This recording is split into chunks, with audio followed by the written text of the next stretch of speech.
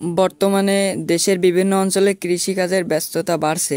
বৃষ্টি ও অনুকূল আবহাওয়ার কারণে চলতি আমন মৌসুমে ধান চাষে উৎসাহিত হচ্ছেন কৃষকরা।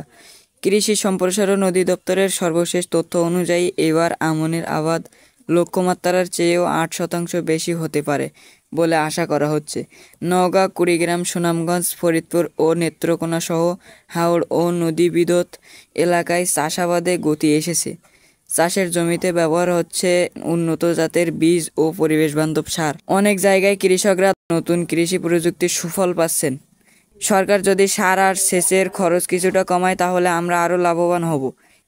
তবে কিছু এলাকায় অতিবৃষ্টির কারণে শাকসবজি ও আখের ক্ষেতে পানি জমে গেছে, ফলে ক্ষতির আশঙ্কা করেছেন সংশ্লিষ্ট কৃষকরা। বিশেষ করে চাঁদপুর ও বরিশাল অঞ্চলে জলাবদ্ধতা সৃষ্টি হয়েছে বলে জানা গেছে। কৃষি বিশেষজ্ঞরা বলেছেন, সঠিক পরিকল্পনা ও আবহাওয়া অনুকূলে থাকলে এবার আমনের পাশাপাশি শীতকালীন সবজির উৎপাদনও বৃদ্ধি পাবে।